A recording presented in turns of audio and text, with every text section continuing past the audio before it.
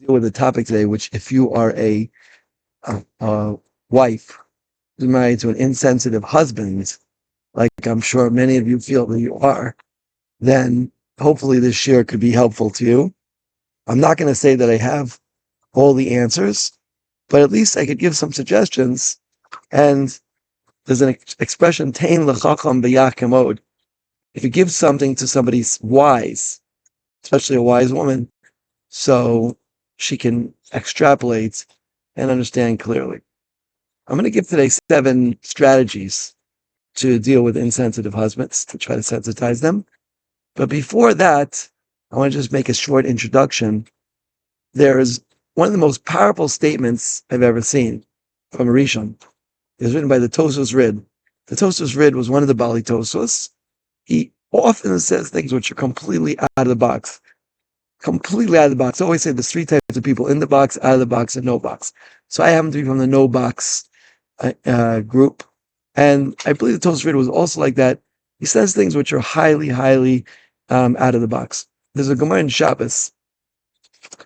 Got Shabbos, I believe it's Daf Samach Daled. The Gemara says, "Noshim am b'fnei atzma." Women are a nation to themselves. Says the Tosos Rid that a man and a woman have nothing in common. They have eyes, they have ears, they have a nose, they have a head, they have feet. Nothing. Every single thing is different. So if you think that your husband is just a woman who's male, this is a big mistake. Your husband has nothing in common with you. Nothing, absolutely nothing. And if you think that he does, so you'll get nowhere in the relationship. That's foundation number 1. Again, I'm not coming yet to the suggestions how to improve things. I'm just coming now to give introduction. Number 2, Chazal tells something very interesting. Chazal tells that women have bina yisera, that have extra bina, and that they're kali das. In the Gemara in Kedushin, at the end of Kedushin, by the halachas of Yichud, the Gemara says women have kali das, and that's why to be more careful. Women have to be more careful with Yichud, have to be very careful with Yichud. Kali das and bina yisera. It's interesting to note, it doesn't say anything about men. And perhaps the reason is because men get insulted very, very easily. A man gets insulted very easily. Men have egos. They get insulted easily. The Gemara doesn't tell us anything about the men. But probably from extrapolation, if women have extra bina and they have less das, then men by definition have less bina and more das, which is the case. The Gemara says, what's chokmah, bina, and das? What is bina and das? Chokmah is information. Right? You give somebody a piece of information. Right? A man and a woman will look at this differently. Right? A woman will start noticing details, this, that. She'll perhaps even be able to see things that a man will not be able to see. And bina is very critical, in fact, for coming to das. The Gra says that when you have one idea, another idea, you see it from this way, that way, and das is when you see the whole picture. So bina is noticing things about the situation, understanding nuances and aspects of the information. It's very connected with emotions because, when you notice things, those can spark off the feelings. And das, putting everything together. Das is seeing the whole picture. Now, it's very important to notice detail, and it's very important to see the whole picture, right? It's very important to see parts of the picture. Like one woman told me once that she came home, she was out for a few hours at a wedding, and the baby was crying for a couple hours. And she said, why didn't you think to change the diaper and to feed the baby? He said, wow, I didn't think of that. Those are details, Sometimes a man gets lost in the whole picture. He misses the details, right? So that's very critical to see the details. On the other hand, sometimes you get so caught up in the detail, you don't see the whole picture. That's why really the ultimate relationship, the ultimate fruition of the Shekhinah resting on someone's home, complementary relationship, zivug, is a man and a woman, because a man has the ability to see the whole picture and a woman has the ability to see details. A woman can mashlim, she can compensate the man's lack of details, and the man can compensate the woman's lack of seeing the whole picture. So that's really, really important. But it's really important that both of them realize that each one is lacking in that area. Um, I think I heard once there was a couple where one of the spouses was blind and one of them was a cripple, right? Each one was able to compensate for the other one's, um, a loss, so to speak. And it's the same thing, just about. Maybe it's worse actually, with a husband-wife relationship. Right? The man is very, very low on bina, right? At least in the emotional realm, and a woman is low on das. Two of them complement each other. That can get to very, very beautiful places, right? If used properly. Of course, if not understood, then what happens is the man gets really, really frustrated that the woman doesn't see the whole picture, and the woman gets really frustrated that the man doesn't see uh, her emotions, things which are very, very simple to a woman. The man seems blind to, and the same thing, the man gets very frustrated because things which seem simple to him. But the answer is that they're not simple. If you remember that Tosos Rid, that what you see, your husband doesn't see, and what your husband sees, you don't see. Remember that, you can have a beautiful relationship. So now, I'm going to give now strategies, 7 strategies to sensitize your insensitive husband. The first one is, and first and foremost one is tefillah. Right? If you think that your husband can't change through tefillah, it's a mistake. Yeah, it's a mistake. Right? Tefillah definitely helps. And if you have an insensitive husband, I'm sure you're suffering, like many wives are. And tefillah can definitely help things. Maybe you'll ask, well, there's free choice. It's true. It's true. But many things are, many things, if not everything, everything is contingent on siyata d'shmaya. So if you daven, you'll have more siyata d'shmaya. The things you do, the context, the people you'll meet, the people your husband speaks to, things will go better. So that's the first thing. Tefillah. I have a special tefillah written by Rav Shlomo Brevda, and it's very, very effective, right, for anything that you need. Like you ask for your bakasha, say this tefillah. If you would like it, together with my safer praying with J one, please write to me at dytravis613@gmail.com, as hundreds of people have already, and I've sent it to them. That's number one. So the first thing is tefillah, and realize that tefillah does have the ability to make a change in people. I've seen it many, many times, especially vis-a-vis your relationship to them, because you're davening for yourself, not just for them. It's true that if your spouse changes, it'll be, if it is changing someone else, but it's also for your sake. If your spouse is highly insensitive and says things to you often and insensitive, you are suffering. So you're definitely allowed to and encouraged to daven. Your spouse should become more sensitive. That's number one. Number two is, again, I got 2 emails last night from a woman whose husband is a very big tzaddik, but he's just not, as they say in Yiddish, bakant. He's not necessarily aware and sensitized to the concept of sensitivity. So he doesn't mind telling his wife, like, again, now there's an interpretation. She might be also missing it, but doesn't like, why just change? Why do you act like this? Why just change? And if you don't change, that means you don't want to. It's sensitive statement like that. So definitely telling a person's Rav is probably after davening, one of the most effective ways to change things. Because the Rav could subtly throw in, he might say a shir that this person, that husband is in the biat, and the husband, it might click. It's always more powerful to something clicks by itself. There's an expression in Hebrew which is kind of outdated, but nofel asimon. You used to have telephones here in Israel, little tokens, and when the asimon finally fell, if you daven and had great siyat d'shmaya, then your phone call would go through. So there was an expression, nofel asimon, when you get it. So, sometimes a Rav will say a shir, and the husband will think, wow, maybe I also have that attribute. Rav Zelik Listen says the opposite. That's called Yenamites, right? We know there's Yemenites, but there's also Yenamites. Yenim in Yiddish means the other person. He says a lot of people come up to me after sharing and say, yeah, Yenim has that problem, when it's really them. And there's very great truth to this, because Chazal tell us, kol aposo b'mumo poso. If you have, let's say you're a big balkas, you have a lot of anger, and you'll be very sensitive to hearing about anger, right? You'll see that. If you notice in other people or you're very sensitive to it. It means you might have it yourself. Kola poso, bamumo poso. Anyone who says something bad about somebody, he or she probably has that himself. So it could be Rav will say a shir, and your husband will say, "Well, yeah, so it's too bad other people have this," but it could be a really click. It could be a really click, and especially if the Rav is very smart, he knows how to speak. He can really have an impact on your husband. Okay, if the husband really has a good relationship with him and he's very humble to him, like my Rav Safani, Rav Shlomo Safani, is the Rav about 80 shuls now, and up and coming Gadol Ador in the Sephardi community. Right? My wife knows if she calls up Rav Safani and he tells something, I'm powerless. I have to listen. I was once invited to the wedding of one of my Talmidim in Amsterdam, where I was going to come with, and I hurt my leg a couple of days before, and I was still going to go, like, because who cares, about physical pain.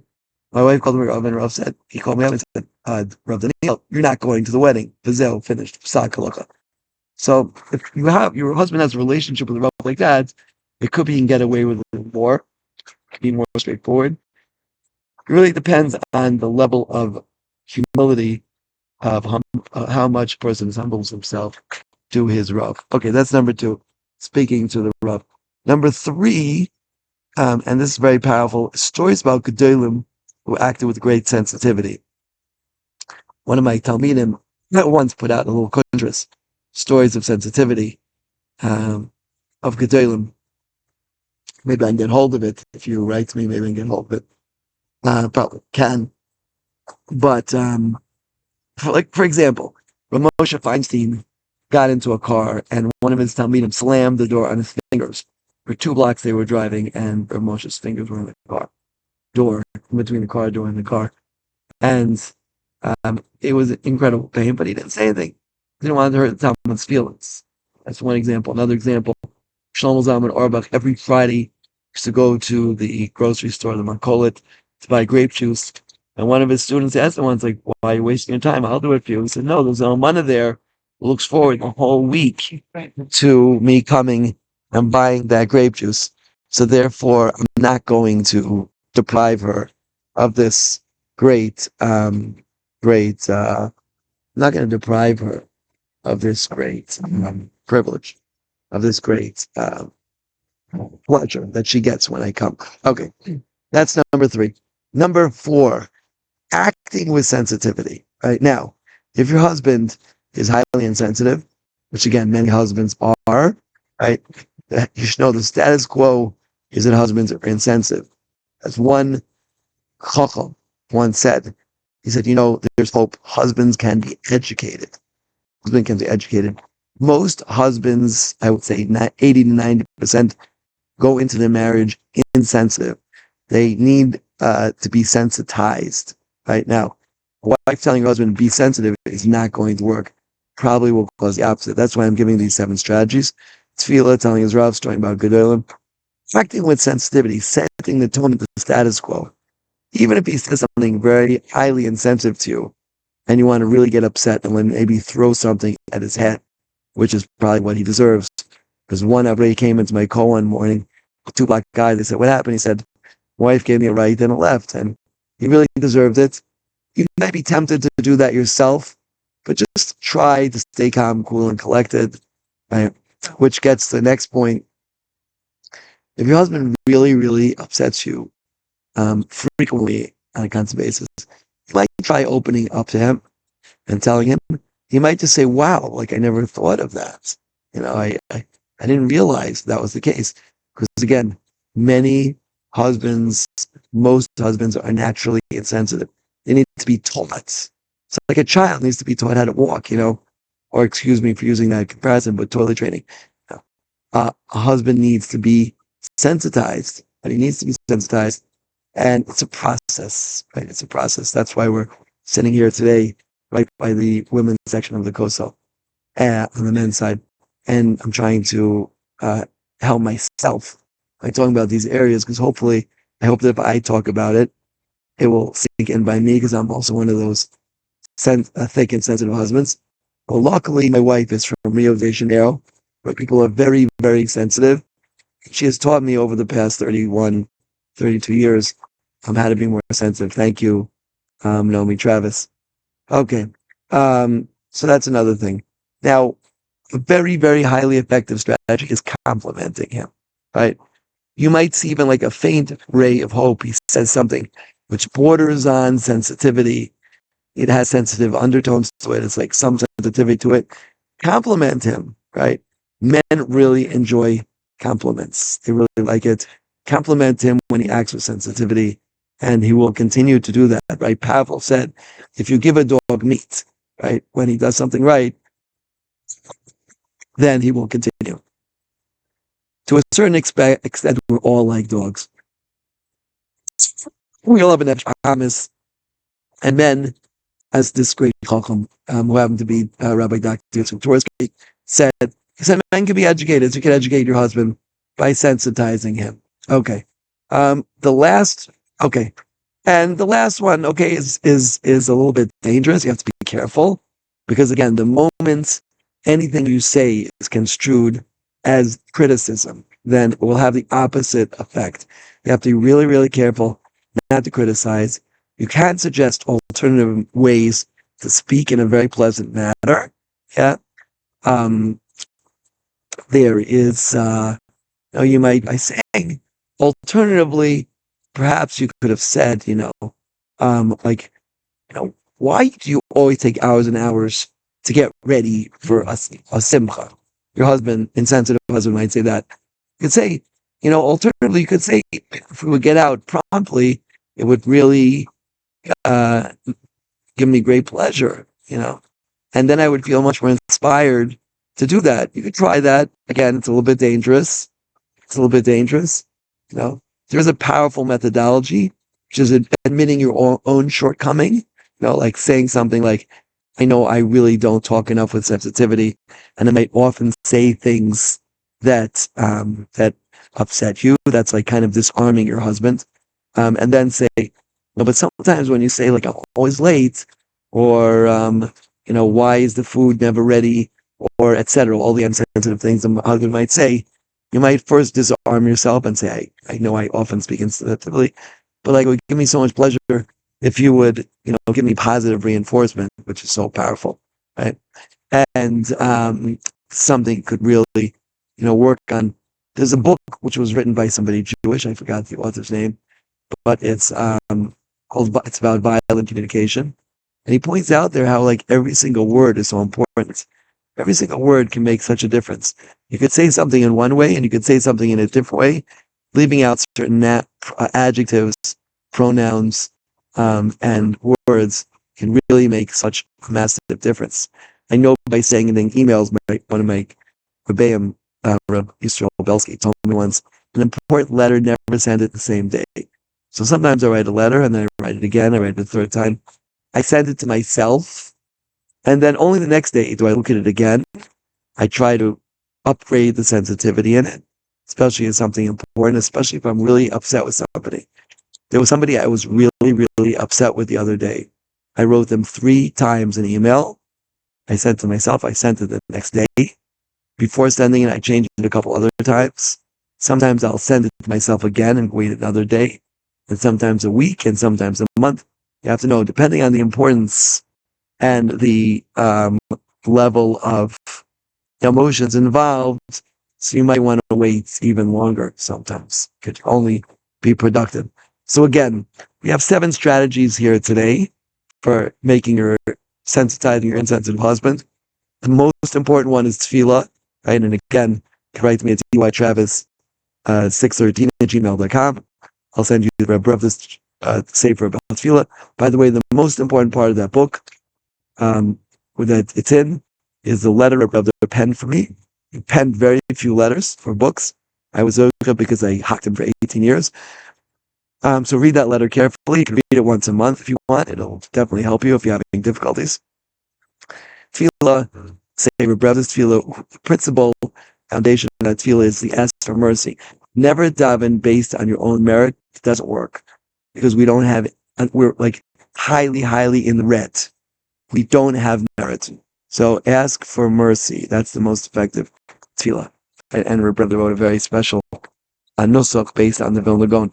Number two, tell his Rav, as this very intelligent young woman did to me. She sent me a letter to speak to her husband, right?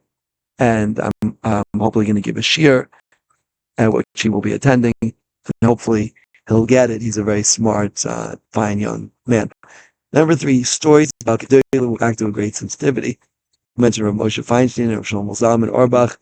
To name a few, there's a famous story about Ricky Vager. Somebody was Pesach Seder and they spilled the wine.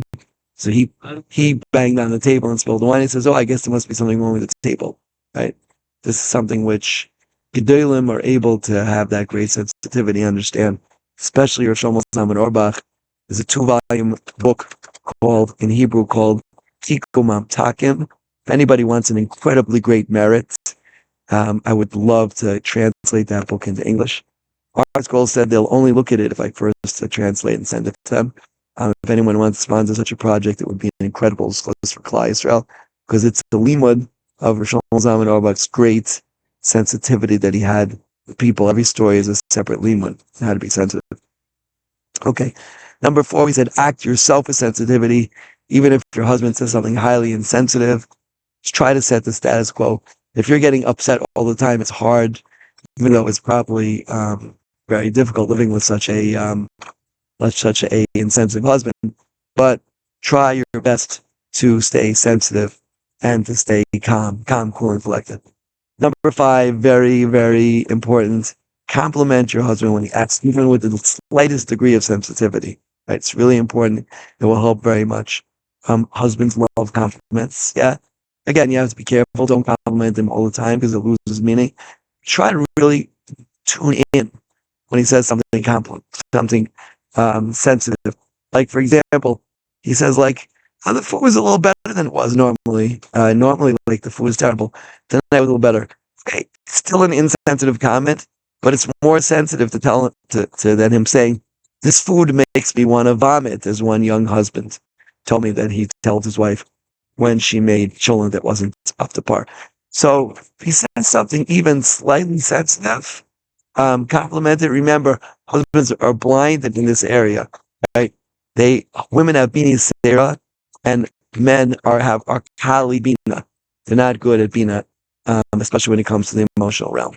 Okay, number 6, open up to him. Right, again, this is getting a little dangerous. Ready? We're getting into a danger zone.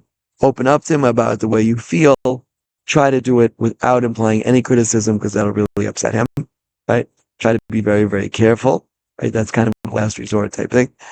And number 7, suggesting alternative ways to speak in a very pleasant manner. Again, this is very, very dangerous. Yeah, it might cause a nuclear explosion. Your husband, if he's really insensitive and he has short-tempered, he might blow up.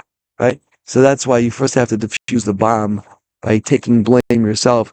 I often speak insensitivity. You give a few examples. Right? By the way, giving examples about yourself, that could help your husband, because Rav Noach Weinberg used to speak about the straw man. It's always better to speak about other people. Yeah, now you have to be careful. It shouldn't be lashon hara. But, if you say, when people tell me that, like, you really are, speak too fast, or you don't necessarily do act so quickly, or maybe you don't dress exactly like, Miss Universe. I don't know what, chas v'shalom.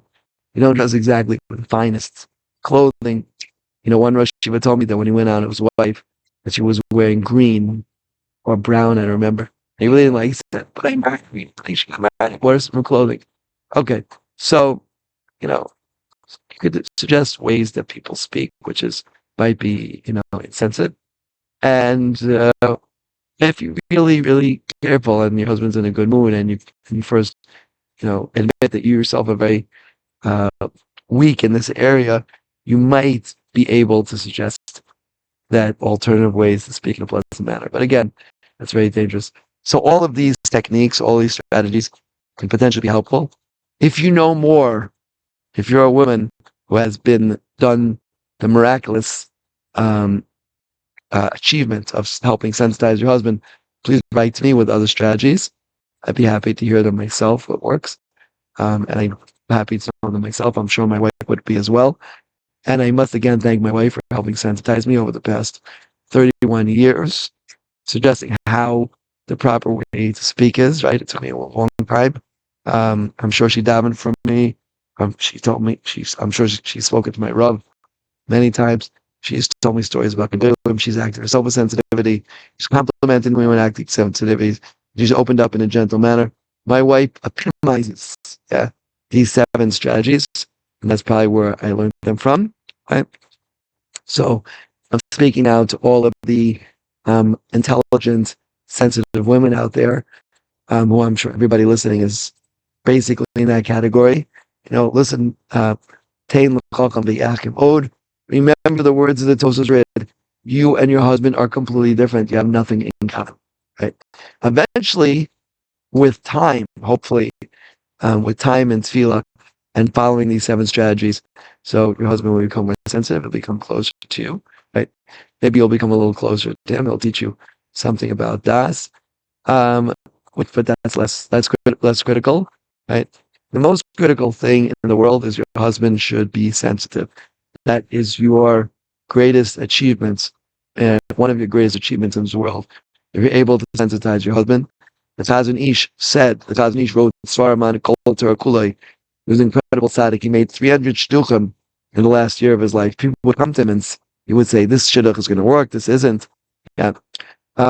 He said the biggest achievement in life is never to hurt somebody else's feelings, never to be pogay in someone. He said, my greatest feeling is when someone comes to me and leaves happy.